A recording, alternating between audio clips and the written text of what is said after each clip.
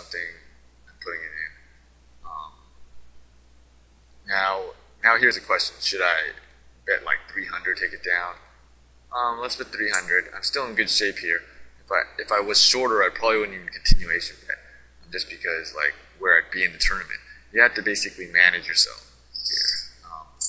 See, I'd have 1,000 left over, which would be playable. You could play it, it's playable. But if I raised and I only had any shoves and I had to fold and I've got like 300 left, there's no point to make that bet. You have to reason like if I make this bet and it fails, where am I going to be? Before you make that bet. It's not like a cash game. A cash game you can rebuy, it doesn't matter. But obviously, like leaving yourself like 300 to play with, it doesn't give you any. People are going to call you with king high and stuff if you shove, open shove, and it's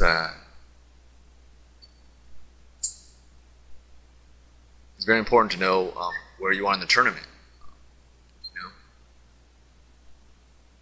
It's just like a cash game. How do you play with a 1/10 stack? People don't care. They're just going to call you, right? It's important in the tournament to have a lot of bluff equity. You want to keep your bluff equity because you're on a time limit. You need that bluff equity, and if you don't, bluff equity is so huge in tournaments that you want to make people fold. That's why like a lot of people are like no good in no good in cash games. They're good in tournaments. They just force things. Sometimes it's better because like they are using their bluff equity. If you sit there tight and stuff, to take advantage of you. How long can you wait? You got like a day to get all the chips. Do you think you can do it by like hitting hands? Like, not likely. Better to risk. Better to risk it. Okay, so here I am in the tournament. I'm trying to get. Remember, you got to keep in mind, I'm trying to get third. Okay, I'm sitting. It's not that big of a deal yet until the blinds go up the next time. Here I am sitting like I'm probably about even matched with these guys. So I think it's anyone's game. This guy's obviously got it locked. King 10 here. I'm just gonna fold the whole. Okay. I'm gonna fold. I don't know what this guy's limping with. This is kind of fishy. 40-80 now. That's really not good. I got about like 20 big blinds. Yeah, like 20 big blinds, which is like nothing.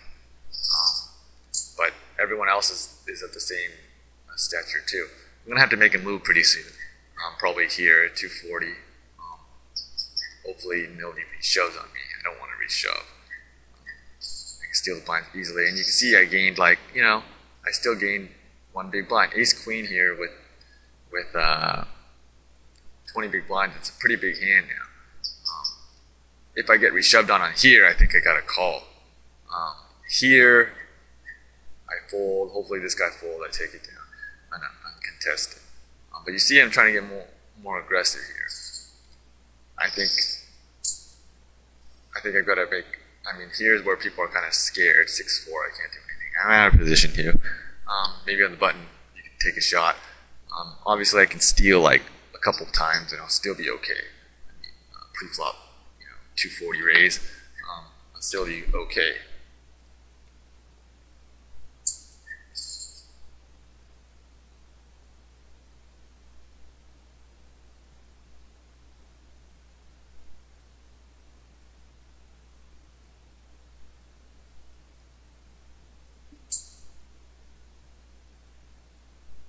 This guy's just powering himself to top prize.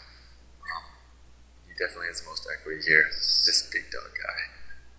No worries. I'm not worried about him yet. I gotta worry about like getting third place.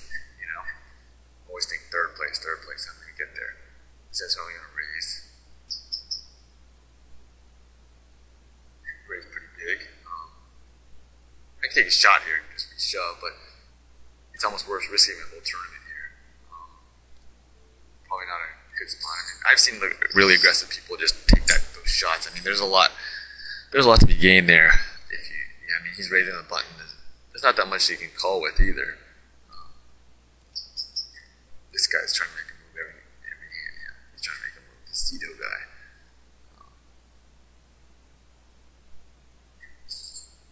I think I've got to take a mark on my hand. I mean, shove against him. He's gonna keep raising. See him get more aggressive. This guy. It's not a bad move. Look at him chip up. Definitely. See, here he goes again. Definitely now we know that the geek is up. He's definitely like raising way too much. His frequency of raising is way too much. This guy should probably just re-shove him. I mean, he can afford it. If I were him, I would totally do it. A7. It looks like these guys are weak. These guys aren't playing back that much. I'm just gonna raise it up here, and I don't now. I don't think that any is gonna play back unless they have a hand. You can see that I think only this guy is playing back if they have a hand. I think any excuse to raise, I should raise now. If this guy's not in. These guys seem pretty tight here, so this guy looks pretty good here. I think this guy knows what he's doing. Powering himself. Here he leaves 111.48. Pretty good number too. So your bet sizes have to be planned. You want to make sure your bet sizes are planned. This guy. See, you can see that this guy is definitely chipping up. I'm gonna fold here. Well, yeah, I'm gonna fold here just because I have to get through so many people. I could raise here, but it's a very aggressive move.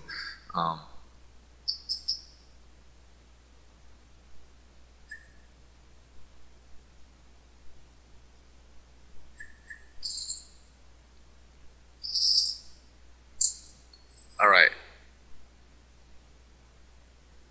Let's see.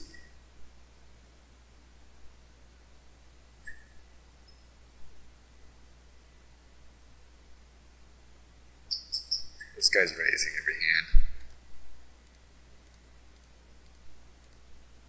He's not gonna play back because this guy can pretty much hurt him.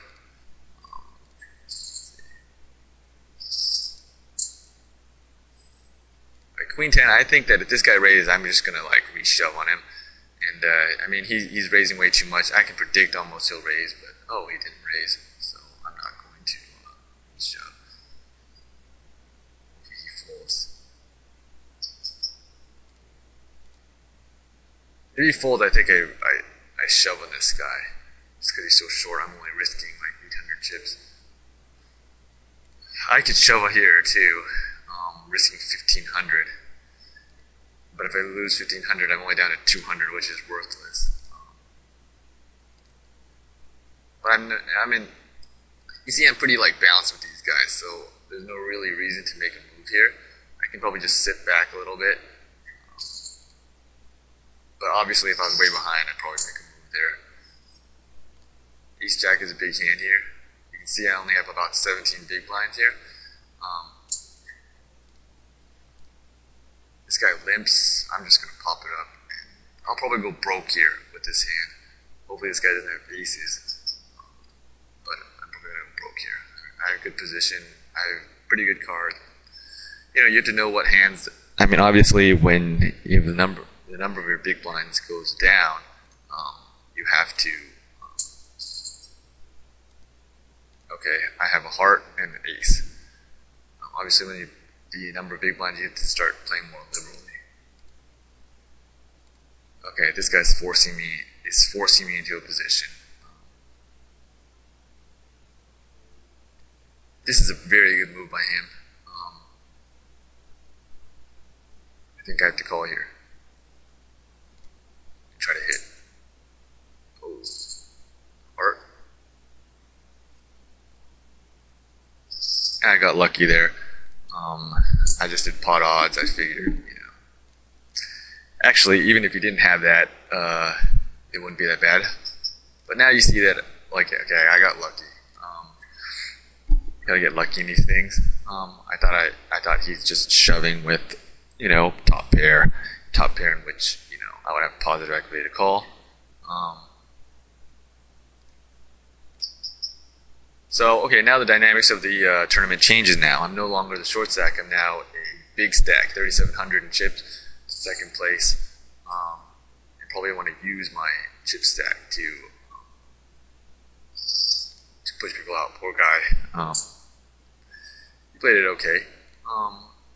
But now you can see that I have a pretty big stack and people are afraid. So I'm just going to keep raising it up. Hopefully I don't get caught here. But I'm going to raise every hand that I can get away with. Here I go. I'm chipping up 150. That's how you play the big stack poker. It's a good example. I'm glad I got lucky there so I can show you guys like